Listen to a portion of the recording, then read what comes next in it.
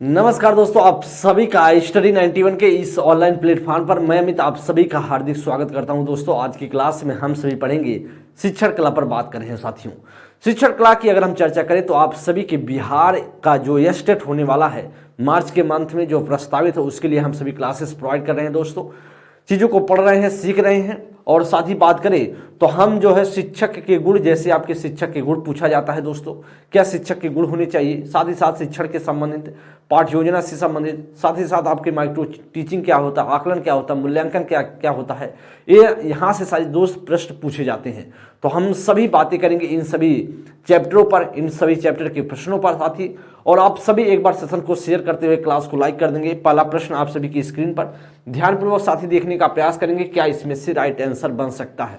तो पहला प्रश्न साथी आपसे कह रहा है, निम्न में से किसने अधिगम सिद्धांत का प्रतिपादन नहीं किया। दोस्तों, कर कोहलर है, स्किनर, बीएस ब्लूम या फिर थॉर्नडाइक। अगर हम साथी बात करें किसने प्रतिपादन नहीं किया है, साथ ही हम जानते हैं बीएस ब्लूम की बात करें तो बीएस ब्लूम के द्वारा क्या दिया गया, इनके द्वारा जो आप जानते हैं ब्लूम का टेक्सोनॉमी दिया गया है। और यह किससे संबंधित है, यह शिक्षण से संबंधित है। दोस्तों, किससे संबंधित है, शिक्षण से संबंधित है। लेकिन अगर हम बात करें कोहलर की बात करें तो यह अधिगम से संबंधित है। इनका सिद्धांत जो कहलाता है, इनका सिद्धांत दोस्तों आप जानते हैं यह भी अधिगम से संबंधित है।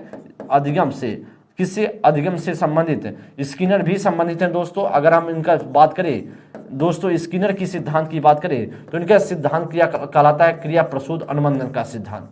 क्रिया प्रसूत अनुबंधन का सिद्धांत कहलाता है। यह आपके लिए इंपॉर्टेंट बन जाता है, अनुबंधन का सिद्धांत कहलाता है। दोस्तों, अगर साथ ही बात करें करा कि आपसे यहाँ से बात किया जाए, कोहलर की बात करेंगे दोस्तों आप जानते हैं सूझ का सिद्धांत या अंतर्दृष्टि का सिद्धांत इनका कहलाता है, सूझ का सिद्धांत। अगर साथ ही हम बात करेंगे थॉर्नडाइक की बात करें तो इनका सिद्धांत त्रुटियों एवं प्रयास का सिद्धांत कहलाता है। और यह भी दोस्त आप जानते हैं अधिगम से संबंधित है। क्या है, यह भी अधिगम से संबंधित है। लेकिन दोस्त अगर हम बात करें बीएस ब्लूम तो अधिगम से संबंधित नहीं, इसलिए दोस्त आपका जो राइट आंसर होगा वह बीएस ब्लूम होगा। सी ऑप्शन पूरी तरीके से करेक्ट हो जाएगा। क्या होगा, सी ऑप्शन साथी आपका इसमें से राइट आंसर बन जाएगा। नेक्स्ट प्रश्न आगे चलेंगे, प्रश्न संख्या सेकंड नंबर के लिए। शिक्षण एक प्रक्रिया है, करा कि शिक्षक द्वारा अधिगमकर्ता को ज्ञान के स्थानांतरण की, करा अधिगम को निर्देशित करने की या अनुदेशन करने की, या करा शिक्षण अधिगम का सरलीकरण करने की। दोस्तों, इसमें से क्या होगा, शिक्षण एक प्रक्रिया है।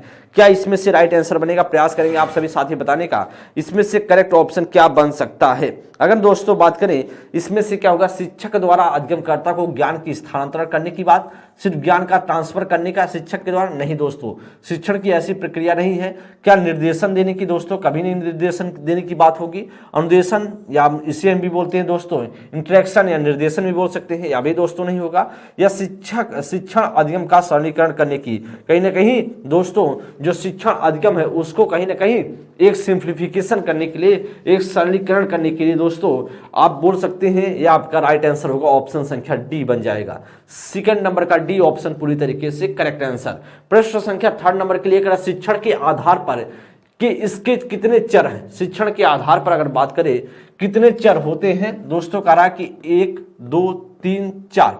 प्रयास करेंगे साथी, शिक्षण के आधार पर चर कितने प्रकार के होते हैं, बहुत महत्वपूर्ण है और ऐसे प्रश्न आपके पेपर में देखने को मिलेंगे जी एकदम। तो आप जानते हैं शिक्षण के आधार पर अगर बात करें तो चर की अगर बात करें 3 होते हैं, जिसमें से बात किया जाए शिक्षक शिक्षार्थी, क्या कौन सा, शिक्षक शिक्षार्थी और पाठ्यक्रम, शिक्षक शिक्षार्थी और आप बोल सकते हैं पाठ्यक्रम, बोल सकते हैं पाठ्यक्रम जी। दोस्तों, अगर हम साथ ही बात करें जिसमें से साथी बोला जाता है शिक्षक क्या है, स्वतंत्र चर है। क्या है, स्वतंत्र चर बोला जाता है, स्वतंत्र चर। वहीं पर आपसे बात करें विद्यार्थी, आश्रित चर बोला जाता है। क्या बोला जाता है, आश्रित चर बोला जाता है। दोस्तों, अगर हम बात करें पाठ्यक्रम क्या है, मध्यस्थ चर बोला जाता है, मध्यस्थ चर बोला जाता है, ऐसा आप कह सकते हैं। लेकिन अगर दोस्त बात करें इसमें से शिक्षण के आधार पर आपके कितने चर हैं, तो दोस्तों आपके 3 चर होते हैं। ऑप्शन संख्या से सी आपका राइट आंसर बन जाएगा। क्या बनेगा, सी ऑप्शन साथी आपका इसमें से राइट आंसर बनेगा। प्रश्न संख्या हम सभी 4th नंबर पर चर्चा करेंगे। करा कि पाठ्यक्रम निम्नलिखित में से शिक्षण के कौन से चरण में आता है। जो कहा कि पाठ्यक्रम जो सिलेबस है, पाठ्यक्रम, करा आश्रित चर या मध्यस्थ चर, करा स्वतंत्र चर या इनमें से कोई नहीं दोस्तों। मैंने बताया आश्रित चर के अंतर्गत कौन से आएंगे, शिक्षार्थी दोस्तों आते हैं। कौन आते हैं, शिक्षार्थी दोस्त आ जाता है। मध्यस्थ की बात करेंगे तो मैंने आपको बताया पाठ्यक्रम आता है मध्यस्थ चर के, मध्यस्थ के अंतर्गत। अगर बात करें आपका स्वतंत्र चर के अंतर्गत शिक्षक आते हैं, तो आपसे कौन सा दोस्त पूछ रहा, पाठ्यक्रम। पाठ्यक्रम किसके अंतर्गत आता है तो साथी आपका किसके अंतर्गत, मध्यस्थ चर के अंतर्गत आएगा। आपका ऑप्शन संख्या इसमें से बी ऑप्शन राइट हो जाएगा। क्या होगा, बी ऑप्शन आपका करेक्ट आंसर साथी। इस तरीके के प्रश्न आप सभी के पेपर में पूछे जाने वाले हैं। अगर हम बात करें नेक्स्ट प्रश्न की, आगे चर्चा करते हैं दोस्तों।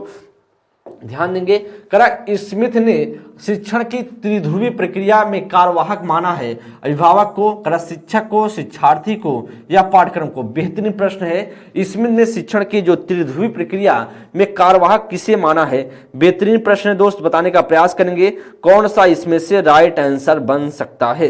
अगर त्रिध्रुवी प्रक्रिया की बात करेंगे कौन सा इसमें से आपका राइट आंसर बनेगा, कार्यवाहक। त्रिध्रुवी प्रक्रिया की बात करें जिसमें आप जानते हैं, जिसमें से शिक्षक शिक्षार्थी पाठ्यक्रम होता है, आपसे कह रहा कार्यवाहक की बात कर रहा, तो कार्यवाहक के अंतर्गत कौन आएंगे, शिक्षक आएगा, आपका टीचर आएगा। आपका बी ऑप्शन इसमें से राइट आंसर बनेगा। कार्यवाहक का काम कौन करते हैं दोस्तों, शिक्षक करते हैं, और बी ऑप्शन इसमें आपका करेक्ट आंसर बनेगा।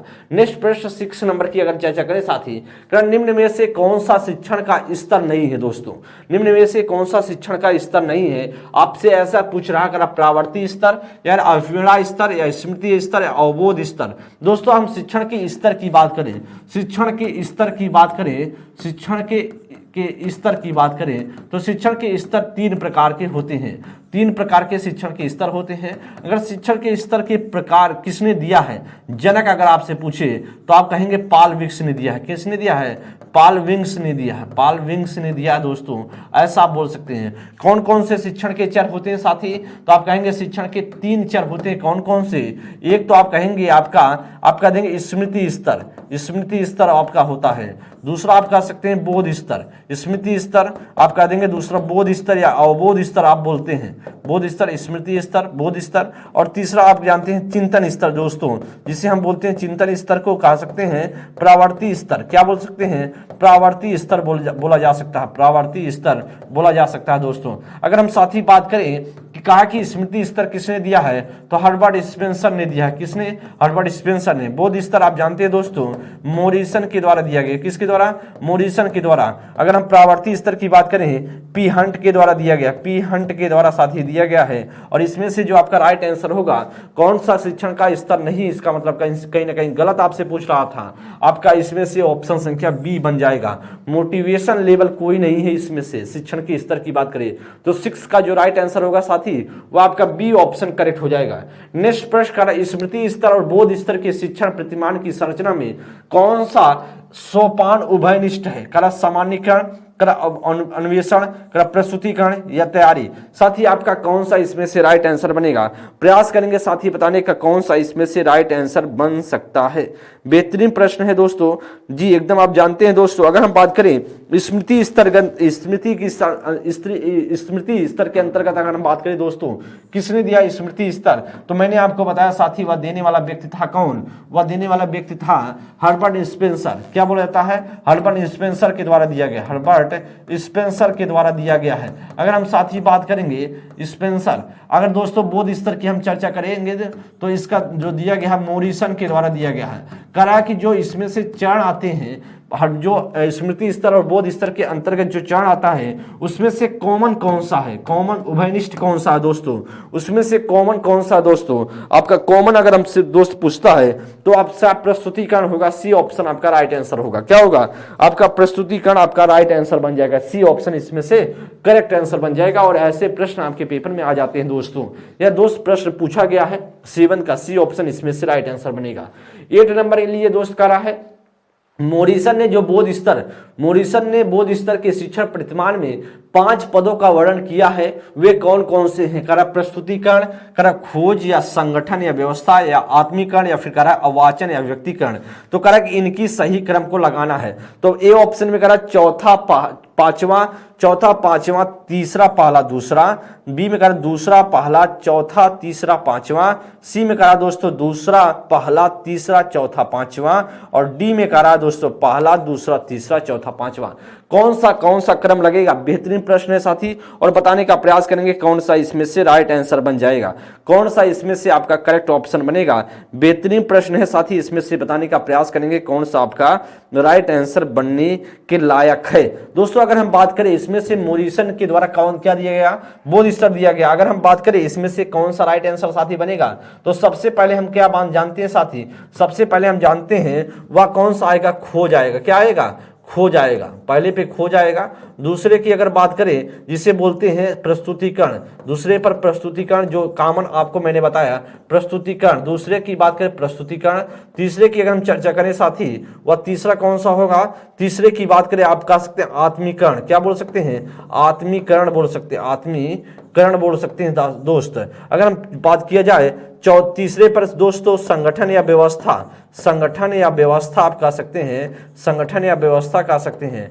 पांचवें पे दोस्तों आपका कौन सा आएगा? वाचन आएगा, वाचन। इस प्रकार से अगर हम चर्चा करें साथी तो आपका कौन सा इसमें से राइट आंसर बनने के लायक है? ए पहला दूसरा तीसरा 5 क्रम होते हैं साथी। वो अगर बोध स्तर की बात करें तो आपका जो राइट आंसर होगा सीधा सा बी ऑप्शन इसमें से राइट आंसर बन जाएगा।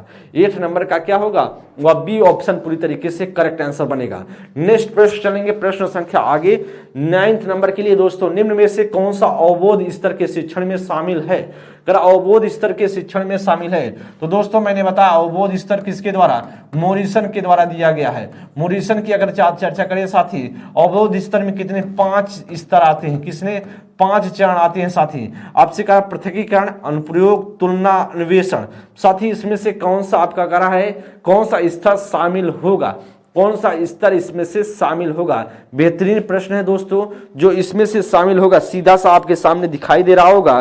कौन सा दोस्तों होगा? आपको मैंने बताया था सबसे पहला अन्वेषण में, मैंने सबसे पहले साथी क्या बताया था? सबसे पहले हमने बोध स्तर में सबसे पहले मैंने आपको अन्वेषण या खोज बताया था, अन्वेषण या खोज बताया था, अन्वेषण या खोज बताया था। ए स्तर की अगर हम चर्चा करेंगे या किसके अंतर्गत आएगा? बोध स्तर के अंतर्गत आएगा। और आपका जो राइट आंसर होगा दोस्त आपका इसमें से डी ऑप्शन पूरी तरीके से राइट आंसर हो जाएगा। क्या होगा? अन्वेषण जिसे बोलते हैं एक्सप्लोरेशन, एक्सप्लोरेशन आपका जिसे अन्वेषण या बोल सकते हैं खोज, आपका इसमें से बोध स्तर के अंतर्गत आपका अन्वेषण इसमें से आ जाएगा दोस्तों। नेक्स्ट प्रश्न की अगर बात करेंगे, कारण निम्न में से कौन सा शिक्षण अधिगम का स्तर नहीं है? कौन सा स्तर शिक्षण का अधिगम का स्तर नहीं है साथी? करा कि स्मृति स्तर, बोध स्तर, प्रावर्ती स्तर, दूरवर्ती स्तर। दोस्तों मैंने आपको बताया दूरवर्ती प्रकार का कोई स्तर नहीं है। आपका डी इसमें से राइट हुआ हर्बर्ट स्पेंसर के द्वारा। दोस्तों हर्बर्ट स्पेंसर के द्वारा आपका इसमें अगर बात किया जाए तो कौन सा दिया गया? स्मृति स्तर। बोध स्तर की हम चर्चा करेंगे दोस्तों तो मोरिसन के द्वारा दिया गया है। अगर मैंने बात किया था साथी, अगर मैंने आपसे बताया था प्रावर्ती स्तर या चिंतन स्तर जिसे बोलते हैं पी हंट के द्वारा दिया गया था। और इसी प्रकार से अगर बात करें आपसे कहा कौन सा नहीं है तो कौन सा नहीं होगा? वह आपका होगा आपका डी ऑप्शन इसमें से राइट आंसर हो जाएगा। क्या होगा? डी ऑप्शन आपका करेक्ट आंसर बनेगा। प्रश्न संख्या 11 नंबर के लिए साथी, निम्न में से कौन सा शिक्षण का स्तर नहीं है? कौन सा शिक्षण का स्तर नहीं? स्मृति, बोध, चिंतन या वर्णन। तो दोस्तों मैंने आपको बताया कौन सा स्तर नहीं होगा। ये सारे प्रश्न आपके पेपर में साथी पूछे गए हैं। अगर हम बात करें इसमें से कौन सा राइट आंसर साथी बन सकता है, वो आपका वर्णन होगा। कौन सा? वर्णन होगा। आपका डी ऑप्शन इसमें से करेक्ट आंसर बनेगा। क्या बनेगा? 11th की अगर हम चर्चा करेंगे तो आपका दोस्त इसमें से वर्णन क्या हो जाएगा? आपका इसमें से आपका राइट आंसर बन जाएगा। नेक्स्ट प्रश्न आगे साथी बात करें, नेक्स्ट प्रश्न आगे हम साथी बात करें, करा कि निम्न में से कौन सा शिक्षण का सूत्र नहीं है? कौन सा शिक्षण का सूत्र नहीं है साथी? सरल से जटिल, या कर अनिश्चित से निश्चित, या कर दृश्य से अदृश्य, या निगमन से आगमन। तो साथी आपका क्या राइट आंसर बन सकता है? कौन सा इसमें से करेक्ट ऑप्शन होगा? अगर शिक्षण का सूत्र कौन सा इसमें से नहीं होगा? अच्छा, शिक्षण के सूत्र के आप जानते हैं दोस्तों हर्बर्ट स्पेंसर और कम्युनियस के द्वारा, हर्बर्ट स्पेंसर और कम्युनियस के द्वारा शिक्षण के सूत्र दिए गए हैं। स्पेंसर एवं कम्युनियस के द्वारा, कम्युनियस की बात करें, इनके द्वारा क्या दिया गया? शिक्षण के सूत्र दिए गए, सूत्र शिक्षण के दिए गए। अगर हम साथ ही बात किया जाए कौन सा इसमें से राइट आंसर बन सकता है, सरल से जटिल आप जानते हैं कौन सा इसमें से नहीं सही आपसे गलत पूछ रहा है, तो निगमन से आगमन नहीं होता दोस्तों, आगमन से निगमन होता है। क्या होता है? आगमन से निगमन की तरफ होता है, आगमन से निगमन की ओर होता है, आगमन से निगमन की ओर होता है। और इसी प्रकार से अगर हम बात करें तो आपका जो राइट आंसर होगा ऑप्शन संख्या आपका डी बन जाएगा। क्या बनेगा? ऑप्शन संख्या आपका डी इसमें से राइट आंसर बनेगा। नेक्स्ट प्रश्न चलते हैं, 13 नंबर की चर्चा करते हैं दोस्तों। कर निम्न में से कौन सा तरीका विज्ञान विषय को समझने के लिए उच्च प्राथमिक स्तर का उपयुक्त नहीं है दोस्तों? कौन सा इसमें से उच्च प्राथमिक स्तर पर उपयुक्त नहीं होगा? करा कि वस्तुओं का प्रक्षेपण व अवलोकनों को रिकॉर्ड दर्ज करना, कर रेखा चित्र बनाना, कर वास्तविक अनुभव प्रदान करना, या अमूर्तता के द्वारा विषय को सीखना। साथी कर उच्च प्राथमिक स्तर पर कौन सा उपयुक्त नहीं होगा? कौन सा उपयुक्त कौन सा साथी नहीं होगा, ऐसा आपसे क्या कर ऐसा आपसे पूछ रहा है। प्रयास करेंगे साथी बताने का इसमें से आपका कौन सा राइट आंसर बन सकता है, कौन सा उपयुक्त तरीका नहीं होगा। जी एकदम दोस्तों, जी एकदम बताएंगे दोस्तों। उच्च प्राथमिक स्तर की अगर हम बात करें तो रेखा चित्र बनाते हैं तो सही है, या तो सही है दोस्तों, आपसे नहीं पूछ रहा तो अमूर्तता के द्वारा विषय को सीखना, आपका डी ऑप्शन या नहीं बनेगा, आपका डी ऑप्शन, क्योंकि बच्चा अभी उस लायक नहीं है अमूर्त चिंतन कर पाए। आपका डी ऑप्शन इस प्रकार की अगर हम चर्चा करें तो 13 का डी ऑप्शन बन जाएगा। नेक्स्ट प्रश्न, प्रश्न संख्या 14 नंबर के लिए, कक्षा 1 और 2 के स्तर के बच्चे किस प्रकार से सीखते हैं? अमूर्त अनुभव से शीघ्र सीखते हैं, कर मूर्त अनुभव से शीघ्र सीखते हैं, या पढ़कर शीघ्र सीखते हैं, या लिखकर शीघ्र सीखते हैं। दोस्तों क्लास 1 और 2 के स्तर के जो बच्चे हैं, क्लास 1 और 2 के जो बच्चे हैं वह किस प्रकार से सीखते हैं, ऐसा आपसे क्या कर रहा है, ऐसा आपसे दोस्तों पूछने का प्रयास कर रहा है। दोस्त क्या अमूर्त अनुभव के साथ सीखते हैं? दोस्तों अभी क्लास 1-2 का बच्चा अभी बहुत छोटा है, अमूर्त अनुभव के द्वारा क्या करता है, वह सीखता है। उसे जो दिखाई देता है उसी के अनुसार, मूर्त जो दिखाई दे उसी को समझ करके, अनुभव को प्राप्त करके बच्चा सीखता है। पढ़ करके बच्चा अभी नहीं सीख पाता, ना लिख करके सीखता। दोस्तों आपका सीधा सा बनेगा वह बी ऑप्शन आपका राइट आंसर बनेगा। प्रश्न संख्या 15 नंबर के लिए साथी कह रहा है, निम्नलिखित में से कौन सा प्रभावी अधिगम रणनीति के उदाहरण है? प्रभावी अधिगम रणनीति का कौन सा इसमें से कह रहा आपका कौन सा इसमें से एग्जाम्पल हो जाएगा? कल लक्ष्य एवं समय सारणी निर्धारित करना, कल संगठनात्मक चार्टों और अवधारणात्मक नक्शे बनाना, या उदाहरणों एवं गैर उदाहरणों के बारे में सोचना, या स्वयं से प्रश्न करना। ऑप्शन में ए में कहा दोस्तों पहला, चौथा, पांचवा। बी में कहा है कि दोस्तों यहाँ पर पांचवा ऑप्शन तो है ही नहीं, कहां से पांचवा, कोई हमको लगता है इसमें से छूट गया क्या? दोस्तों कह रहा कि पहला, दूसरा, तीसरा, पांचवा। कह पहला, दूसरा, तीसरा, पांचवा। डी में कह रहा पहला, दूसरा, तीसरा। दोस्तों अगर हम बात करें इसमें से कौन सा छूटा है, एक बार ध्यान देंगे दोस्तों। अगर हम बात करें हम उम्र साथी को समझ, इसमें बात करें हम उम्र साथी को समझाना, यहाँ पर एक आप बना लीजिए, इसमें से पांचवा बना लीजिए हम उम्र साथी को समझना, साथी को समझाना ऐसा बोल सकते हैं, समझाना। तो दोस्तों इसमें से क्या राइट आंसर बन सकता है, क्या इसमें से करेक्ट ऑप्शन बनेगा? बेहतरीन प्रश्न है, ध्यान देंगे कौन सा इसमें से राइट आंसर बन सकता है।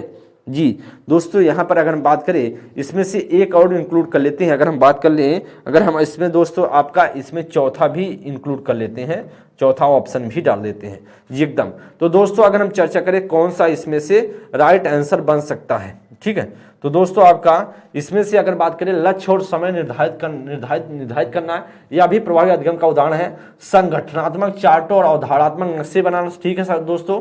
जो संगठनात्मक एक तरीके से बात करें और कहीं ना अवधारणात्मक नक्शे बनाना, यह भी आपका पॉजिटिव के अंतर्गत आ जाएगा। उदाहरणों गैर उदाहरणों के बारे में सोचने, अभी स्वयं से प्रश्न करने, अभी हम उम्र जो साथी को समझना, इसका मतलब कहीं ना कहीं आपका सी ऑप्शन पूरी तरीके से राइट आंसर बन जाएगा 15 का। 16 नंबर के लिए साथी अगर बात किया जाए, निम्नलिखित में से कौन सा निम्नलिखित में से दोस्तों, निम्नलिखित में से कौन सा अभिक्रमित अनुदेशन का सिद्धांत नहीं है? कौन सा अभिक्रमित अनुदेशन का सिद्धांत नहीं है दोस्तों? अनुक्रमित अनुदेशन का सिद्धांत दोस्तों आप जानते हैं स्किनर के द्वारा दिया गया है। किसके द्वारा? स्किनर के द्वारा। कर अभ्यास का सिद्धांत, या छोटे पदों का सिद्धांत, या सक्रिय अनुक्रिया का सिद्धांत, या पुनर्वर्ण का सिद्धांत? कौन सा इसमें से साथी कौन सा नहीं होगा? अच्छा प्रश्न है जी, प्रयास करेंगे साथी बताने का। तो दोस्तों आप जानते हैं अभ्यास या त्रुटि और अभ्यास का सिद्धांत किसके द्वारा दिया गया है? दोस्तों आप जानते हैं सिद्धांत थॉर्नडाइक के द्वारा दिया गया। किसके द्वारा साथी? अगर हम चर्चा कर लें तो थॉर्नडाइक के द्वारा दिया गया, थॉर्नडाइक के द्वारा दिया गया है। लेकिन हमसे कह रहा है कि स्किनर की बात कर रहा है, तो स्किनर के द्वारा छोटे छोटे पदों का सिद्धांत यह भी दिया गया है। तो इसका मतलब कौन सा होगा? आपका ए ऑप्शन होगा, क्योंकि हमसे पूछ रहा था नहीं। 16 नंबर के लिए साथी अगर बात करेंगे तो कौन सा आपका राइट आंसर बनेगा? वह 16 का आपका ए ऑप्शन इसमें से करेक्ट आंसर बन जाएगा, क्योंकि यह साथी बात किया जाए तो किसके द्वारा दिया गया है? थॉर्नडाइक महोदय के द्वारा दिया गया है।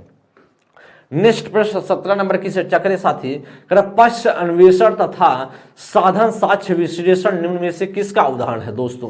क्या स्वतः शोध का है, क्या एल्गोरिदम का है, या करा मानसिक वृत्ति का है, या प्रक्रियात्मक स्थिरता का है? करा दोस्तों पश्च अन्वेषण तथा साधन साक्ष्य विश्लेषण निम्न में से किसके उदाहरण के अंतर्गत आएगा? प्रश्न संख्या 17 नंबर के लिए साथी बात करें किसके अंतर्गत आता है दोस्तों? अगर हम बात करें पश्च अन्वेषण की बात करें और साधन साक्ष्य विश्लेषण की बात करें तो दोस्तों यह स्वतः शोध के अंतर्गत आएगा, जो आपका ऑटोमेटिक रिसर्च, आपका ए ऑप्शन इसमें से राइट आंसर बन जाएगा। नेक्स्ट प्रश्न आगे दोस्त कह रहा कि माइक्रो टीचिंग जो शिक्षण सूक्ष्म शिक्षण चक्र का प्रथम पद होता है, करा प्रतिपुष्टि, करा शिक्षण, योजना बनाना, या प्रस्तावना? साथ ही बहुत महत्वपूर्ण है, प्रयास करेंगे दोस्तों। सूक्ष्म शिक्षण का प्रथम चरण आपसे पूछ रहा है कौन सा इसमें से हो जाएगा? जी एकदम बताएंगे दोस्तों, क्या इसमें से आपका राइट आंसर हो सकता है? जी दोस्तों प्रयास करेंगे बताने का। अगर हम चर्चा करें इनका क्या इसमें से राइट आंसर बनना चाहिए दोस्तों, क्या इसमें से राइट आंसर बनना चाहिए? तो दोस्तों हम सबसे पहले चर्चा करें तो सबसे पहले क्या होता है? सबसे पहले होता है दोस्तों जो है आप जानते हैं योजना बनाया जाता है। सबसे पहले क्या होता है? योजना बनाया जाता है। योजना बनाना क्या होता है दोस्तों? योजना बनाना होता है। अगर हम दोस्तों बात करें दूसरे नंबर पर क्या होता है? दूसरे नंबर पर शिक्षण किया जाता है। क्या किया जाता है? शिक्षण किया जाता है दोस्तों। अगर हम तीसरे नंबर की बात करें तो आप क्या किया जाए? शिक्षण करने के बाद पुनर्प्रतिपुष्टि ली जाती है। प्रतिपुष्टि ली जाती है, प्रतिपुष्टि ली जाती है दोस्तों। अगर प्रतिपुष्टि ली जाती है चौथे नंबर पे अगर बात करें तो पुनर्शिक्षण होता है। क्या होता है? पुनर्शिक्षण होता है दोस्तों। अगर हम साथ ही बात करें पांचवें नंबर पे क्या होता है? पुनर्प्रतिपुष्टि पुनर्योजना होता है। ध्यान देंगे पुनर्योजना होते हैं, यहाँ पर ध्यान दीजिए। पुनर्योजना होगा दोस्तों, पुनर्योजना होता है दोस्तों, पुनर्योजना होता है। फिर क्या होगा? पुनर्शिक्षण होगा दोस्त, पुनर्शिक्षण होगा। इसके बाद दोस्त क्या होगा? आपका पुनर्प्रतिपुष्टि होगी, पुनर्प्रतिपुष्टि होती है। इस प्रकार से अगर हम साथी बात करें तो आपका क्या इसमें से राइट आंसर बनेगा? अगर हम चर्चा करें साथी इसमें से करेक्ट ऑप्शन कौन सा बनेगा तो आपका सबसे पहले योजना बनाना, आपका ए ऑप्शन इसमें से राइट आंसर होगा, सी ऑप्शन इसमें से राइट होगा। अगर हम साथी बात करें ध्यान देंगे माइक्रो टीचिंग की अगर बात करें तो यह जो योजना बनाना शामिल नहीं होता है। शिक्षण कितने मिनट का होता है? 6 मिनट का। प्रतिपुष्टि दोस्तों 6 मिनट का। पुनर्योजना 12 मिनट का होता है। पुनर्शिक्षण अगर बात करें 6 मिनट का होता है, और पुनर्प्रतिपुष्टि की बात करें तो आपका 6 मिनट का होगा। तो क्या हो जाएगा जी एकदम? तो आप कह सकते हैं दोस्तों यह 36 मिनट का जी 12 12 24 24 और 6 36 मिनट का जो है माइक्रो टीचिंग होता है। कितने मिनट का? 36 मिनट का। और यह प्रश्न बहुत बार आपसे पूछा गया है, सूक्ष्म शिक्षण कितने टाइम का होता है? पूछा गया साथी आपसे सूक्ष्म शिक्षण कितने टाइम का होता है, तो आप कहते हैं 36 मिनट का होता है। आप कहेंगे 40 मिनट नहीं, 36 मिनट। तो इसमें से जो राइट आंसर होगा वह प्लानिंग होगा। पहले तो आपका सी ऑप्शन इसमें से बनेगा, आपका सी ऑप्शन इसमें से क्या होगा? इसमें से साथी आपका राइट आंसर बन जाएगा। अगर हम नेक्स्ट प्रश्न की चर्चा करें साथी, नेक्स्ट प्रश्न की हम चर्चा करें करा दोस्तों प्रश्न संख्या 18 नंबर के लिए करा इनमें से कौन सा शिक्षण विचारधारा से संबंधित नहीं है? कौन से इसमें से ऐसे व्यक्ति हैं, ऐसे मनोवैज्ञानिक हैं जिसको जो शिक्षण से संबंधित नहीं है? D.W. एलन, बुश की बात करें, डेविड ह्यूम की बात करें, एचिसन की बात करें दोस्तों। आप जानते हैं अब माइक्रो टीचिंग से ये सभी तीनों लोग जुड़े हुए हैं, लेकिन डेविड ह्यूम आपका इसमें से बनेगा सी ऑप्शन। इसमें शिक्षण से संबंधित डेविड ह्यूम नहीं है साथी। और एलन की बात करें तो आप जानते हैं माइक्रो टीचिंग के जनक बोले जाते हैं। एब्रूच एसिसन की बात करें या माइक्रो टीचिंग, सबसे पहले इनकी शुरुआत करते हैं माइक्रो टीचिंग की। पाठ प्रस्तावना कौशल का मुख्य संगठक क्या है? पाठ प्रस्तावना कौशल का मुख्य संगठन क्या है दोस्तों? पूर्व ज्ञान, क्या व्याख्या, क्या सामपट लेखन या क्या गृहकार्य? पाठ प्रस्तावना कौशल के बहुत महत्वपूर्ण साथी। अगर पाठ प्रस्तावना कौशल के सबसे महत्वपूर्ण क्या बनेगा तो सब पाठ प्रस्तावना कौशल के सबसे महत्वपूर्ण पूर्व ज्ञान। और वेरी इंपॉर्टेंट क्वेश्चन आप सभी से कई बार पूछा गया कि पाठ प्रस्तावना कौशल के लिए मुख्य घटक क्या होना चाहिए। देखिए, जब दोस्तों हम किसी बात की प्रस्तावना बनाते हैं तो सबसे पहले बच्चे के पूर्व ज्ञान को ध्यान में रखते हैं कि बच्चे का पूर्व ज्ञान के आधार पर हम जोड़ करके प्रस्तावना बनाने की कोशिश करते हैं, पाठ को डिजाइन करने की कोशिश करते हैं। उस हिसाब से हम माहौल बनाते हैं शुरुआत करने के लिए क्लास। अगर हम बात करें नए चैप्टर की शुरुआत करते हैं साथी, तो आपका ए ऑप्शन इसमें से राइट होगा। क्रम सूक्ष्म शिक्षण के भारतीय प्रतिमान में कुल कितने समय लगता है दोस्तों? अगर हम साथी बात करें, ध्यान देंगे, अगर हम बात करें भारतीय प्रतिमान में अगर हम चर्चा करें दोस्तों, भारतीय प्रतिमान में जो होता है टाइम वह कितने मिनट का होता है? 36 मिनट का होता है। क्या 36 मिनट का होता है माइक्रो टीचिंग। क्या दोस्तों? माइक्रो टीचिंग होता है। इस बात को साथी आप लोग ध्यान देंगे। अगर हम बात करें माइक्रो टीचिंग की चर्चा साथी करें तो माइक्रो टीचिंग में अगर हम चर्चा कर लें जी, माइक्रो टीचिंग में अगर बात करें तो 36 मिनट का क्या होता है? माइक्रो टीचिंग होता है। अगर हम साथी बात करें माइक्रो टीचिंग में, आपका इसमें से राइट आंसर जो होगा वह ए ऑप्शन होगा। अगर हम साथी इसमें से बात करें, सबसे पहले कौन सा होता है? सबसे पहले शिक्षण होता है, मैंने आपको बताया है। सबसे पहले शिक्षण होगा, फिर क्या होगा? फिर प्रतिपुष्टि ली जाएगी। शिक्षण होगा, फिर प्रतिपुष्टि ली जाएगी। फिर साथी अगर हम बात करेंगे तीसरे नंबर पर क्या होगा? फिर इसके बाद दोस्तों पुनर्योजना बनेगा। क्या होगा? पुनर्योजना बनेगा। इसके बाद दोस्तों अगर बात किया जाए, फिर आपका क्या होता है? पुनर्योजना के बाद फिर आपका पुनर्शिक्षण होता है। पुनर्शिक्षण आपका किया जाता है। फिर इसके बाद दोस्तों आपका पुनर्प्रतिपुष्टि होती है। इस प्रकार से हम समझ सकते हैं आपका जो राइट आंसर बनेगा साथी, वह आपका राइट आंसर बनेगा, आपका ए ऑप्शन इसमें से करेक्ट होगा। शिक्षण साथी आप जानते हैं, शिक्षण की अगर हम बात करें तो कितने मिनट का होता है? शिक्षण दोस्तों आपका 6 मिनट का होता है। प्रतिपुष्टि 6 मिनट का होता है। पुनर्योजना 12 मिनट का बनाया जाता है। पुनर्शिक्षण दोस्तों 6 मिनट का होता है। पुनर्प्रतिपुष्टि आपका 6 मिनट का होता है। टोटल मिलाकर 36 मिनट आपका जो है राइट आंसर बनेगा। क्या बनेगा? आपका राइट आंसर बनेगा। अगर हम सूक्ष्म शिक्षण के जनक की चर्चा करें दोस्तों, अगर हम कहें जनक कौन है? जनक आप जानते हैं अमेरिका के निवासी थे। अमेरिका विश्वविद्यालय के स्टैनफोर्ड विश्वविद्यालय के अमेरिका के कौन से विश्वविद्यालय के? स्टैनफोर्ड विश्वविद्यालय के प्रोफेसर, जिनका नाम है साथी आप जानते हैं D.W. एलन। क्या है? D.W.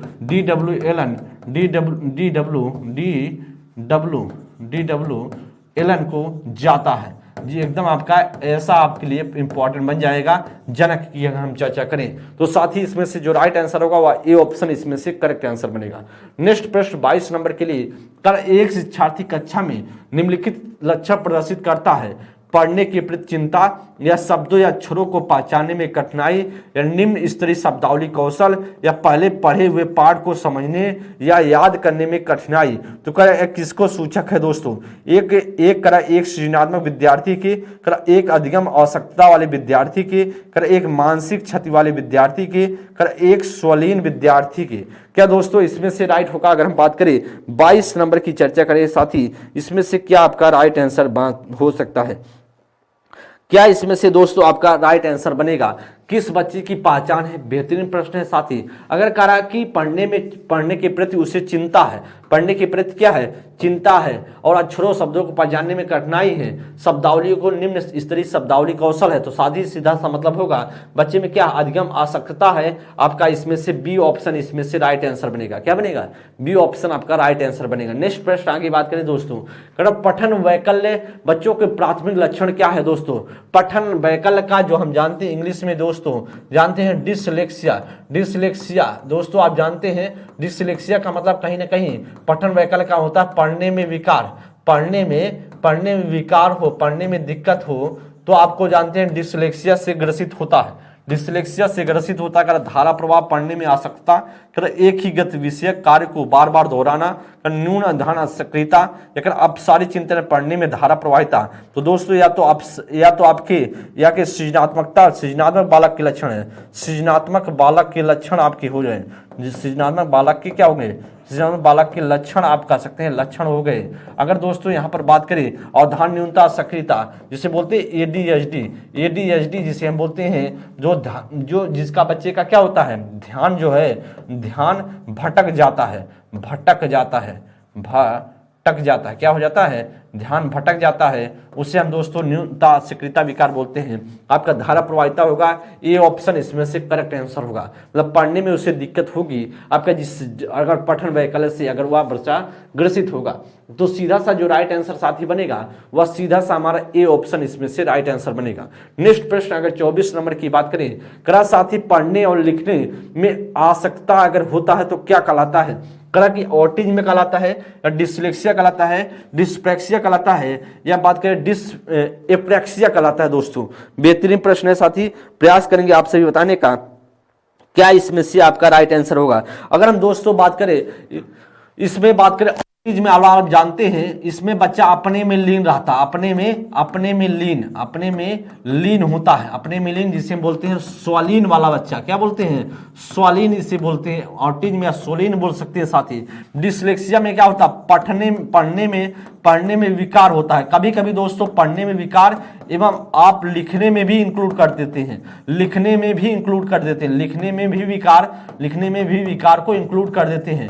दोस्तों अगर हम बात करें डिस्प्रैक्सिया में होता है, जिसमें गति समन्वय दिक्कत होता है, गति समन्वय मतलब गति समन्वय दिक्कत होता है, तो सीधा सा आपका बनेगा बी ऑप्शन, क्योंकि कभी कभी दोस्तों लिखने और पढ़ने में डिसलेक्सिया को ऐड कर लिया जाता है, एग्जामिनर पूछता है अगर इस प्रकार से, क्योंकि हमें मानना क्या हो गया, हमें देखिए वैसे तो आप जानते हैं पढ़ने में दोस्तों डिसलेक्सिया से ग्रसित होता है, पढ़ने में कैसे डिसलेक्सिया से ग्रसित होता है, किससे, डिसलेक्सिया से ग्रसित होता है। अगर लिखने की बात करें दोस्तों तो आप जानते हैं डिसग्राफिया से ग्रसित होता है, लेकिन एग्जामिनर कभी कभी ऐसा प्रश्न पूछ लेता है जिसमें से आपको मानना ही पड़ जाता है कि जो डिसलेक्सिया हो जाएगा पढ़ने लिखने दोनों में, तो आपका सी ऑप्शन इसमें से करेक्ट आंसर दोस्त बनेगा।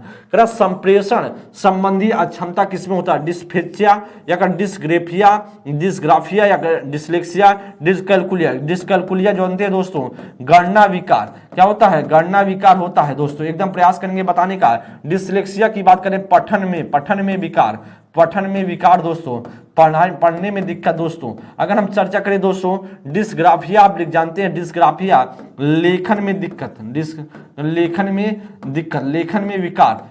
में विकार। अगर हम बात करें डिस्फेजिया की बात करें तो आप कह सकते हैं भाषा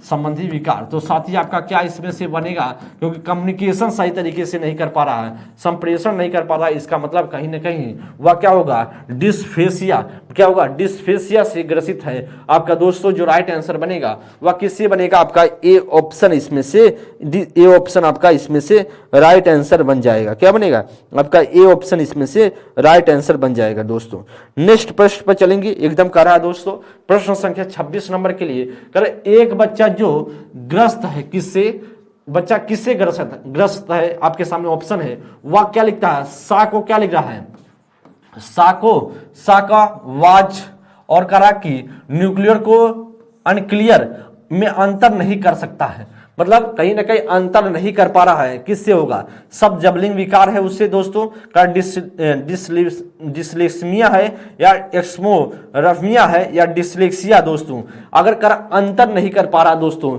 जब अंतर नहीं कर पाएगा क्या आपका इसमें से बन सकता है, जी आपका इसमें से क्या राइट आंसर होगा, क्योंकि वह पढ़ने में दिक्कत हो रहा है उसे, किसको, बच्चों को पढ़ने में अंतर नहीं कर पा रहा है, वाज को करता है, सा को रखा वाज, और अनक्लियर को करा न्यूक्लियर को करा अनक्लियर, इसका मतलब कहीं ना कहीं पढ़ने में उसमें अंतर, मतलब पढ़ने में अंतर नहीं कर पा रहा, इसका मतलब कहीं ना कहीं आपका डी ऑप्शन इसमें से बन जाएगा। क्या बनेगा, डिसलेक्सिया आपका इसमें से आपका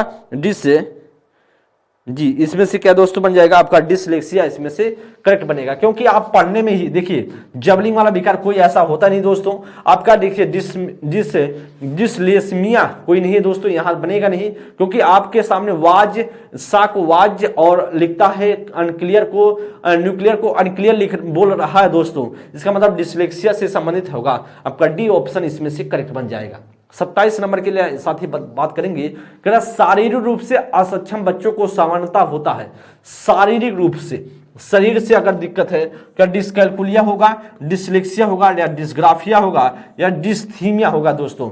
डिसग्राफिया, तो दोस्तों डिस्थीमिया में क्या होता है, डिस्थीमिया हम पे मानसिक विकार होता है। डिस्थीमिया में क्या साथी होता है, डिस्थीमिया की अगर हम बात करेंगे दोस्तों तो मानसिक विकार होता है। डिस्थीमिया में क्या होता है दोस्तों, जी डिस्थीमिया में क्या होता है दोस्तों, मानसिक विकार होता है। क्या होता है, मानसिक विकार होता है, मानसिक विकार होता है। तो यह मानसिक विकार तो होगा नहीं, मानसिक विकार होता है तो यहां पर बनेगा नहीं। डिसग्राफिया में क्या होता है, लेखन संबंधी होता है, लेखन विकार होता है दोस्तों। डिसलेक्सिया की बात करें, पढ़ने में विकार होता है, पढ़ने संबंधी विकार, पढ़ने संबंधी विकार होता है। अगर दोस्तों हम बात करें ए ऑप्शन में क्या रहा है, ए ऑप्शन में डिसकैलकुलिया में क्या रहा है, गणना संबंधी होता है, गणना संबंधी विकार होता है, गणना संबंधी विकार होता है। तो दोस्तों आपका इसमें से क्या बनेगा, क्योंकि ध्यान देंगे साथी, इसमें से क्या आपका राइट आंसर बनेगा, प्रयास करेंगे बताने का। कर साथी आपसे शारीरिक रूप से असक्षम बच्चों को समानता होगा, क्योंकि शारीरिक रूप से असक्षम का मतलब है कहीं ना कहीं लिखने में दिक्कत है। भैया शारीरिक रूप से अगर असक्षम रहेगा तो लिख नहीं पाएगा दोस्तों, लिखने में उसे दिक्कत हो रही है, इसका मतलब कहीं ना कहीं डिसग्राफिया होगा। आपका सी ऑप्शन इसमें से राइट आंसर बन जाएगा।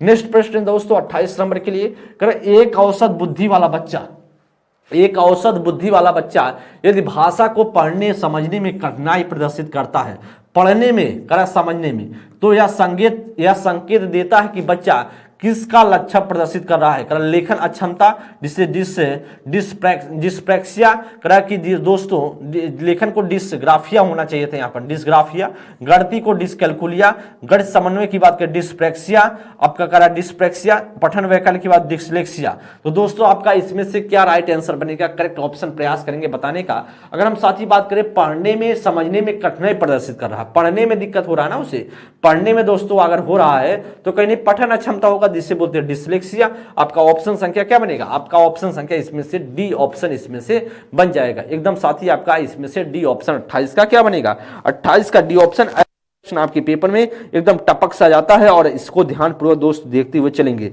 आगे हम बात करें दोस्तों नेक्स्ट प्रश्न 29 नंबर के लिए, डिसलेक्सिया संबंधित है। डिसलेक्सिया अगर मानसिक विकार से, गणितीय विकार से, पठन विकार से, या व्यवहारिक विकार से। डिसलेक्सिया का मतलब कहीं ना कहीं पढ़ने संबंधी होगा। अगर पढ़ने संबंधी पठन विकार आप कह सकते हैं, इसमें से सी ऑप्शन बन जाएगा। ठीक है, ऐसा प्रश्न बहुत ही इंपॉर्टेंट और बहुत ही यूनिक प्रश्न आप सभी से, ऐसे प्रश्न आप सभी से पूछ लिए जाते हैं साथी।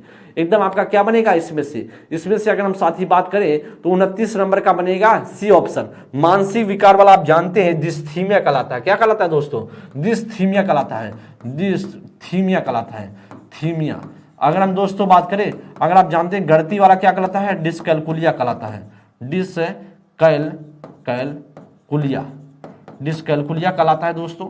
अगर बात किया जाए आपका, अगर पठन में दोस्त जानते हैं डिसलेक्सिया कहलाता है, डिसलेक्सिया कहलाता है। अगर दोस्तों आपकी बात किया जाए व्यवहारिक संबंधी, ऐसा कोई विकार होता ही नहीं है आपका इसमें से, इसलिए सी ऑप्शन आपका राइट आंसर बनेगा। क्या बनेगा साथी, सी ऑप्शन आपका इसमें से राइट आंसर बन जाएगा।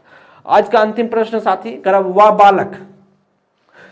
बालक जो अपनी कालानुक्रमिक आयु के बालकों की तुलना में शैक्षिक कमी को दर्शाता है, वह क्या कहलाता है। करा कि दोस्तों वह बालक जो अपने समय मतलब कालानुक्रमिक मतलब होता है जो अपने समय के बच्चा हो, आयु से बालकों की तुलना में शैक्षिक कमी को दर्शाता है। मतलब एक तरीके से शैक्षिक रूप से पिछड़ा हो, तुलना में जैसे आपकी उम्र का कोई बच्चा है और दोस्तों आप उससे पिछड़े हो, तो करा कि क्या दर्शाता, क्या कहलाता है, वह प्रतिभाशाली बालक कहलाएगा, पिछड़ा होंगे, या पिछड़ा बालक कहलाएगा, या असाधारण बालक कहलाएगा, या इनमें से कोई नहीं दोस्तों। तो आप जानते हैं दोस्तों, जब अपने हिसाब से अपने समय के पिछड़े, अपने समय से अगर आपके समय का कोई बच्चा है और उससे आप क्या है पिछड़े, उससे आप तुलना में शैक्षिक रूप से तुलना में पीछे चल रहे हैं, कमी दर्शा रहा है, इसका मतलब कहीं ना कहीं पिछड़ा बालक आप बोले जाएंगे, आपका इसमें से राइट आंसर बनेगा आपका बी ऑप्शन इसमें से करेक्ट आंसर बन जाएगा। क्या बनेगा दोस्तों? बी ऑप्शन आपका राइट आंसर। सीधा सा दिख रहा है, बहुत प्रश्न कठिन तो है नहीं साथी। और इसी प्रकार से आपके यस टेट के पेपर में देखने को साथी मिलेगा। देखिए समावेशी से जो अधिगम क्षमता से कुछ महत्वपूर्ण प्रश्न मेरे द्वारा रखने का प्रयास किया गया दोस्तों। माइक्रो टीचिंग से मैंने आपके सामने कुछ प्रश्न रखे थे, माइक्रो टीचिंग हो गए साथी, और जो आपके सूक्ष्म शिक्षण जिसके जनक WLN को बोला जाता है।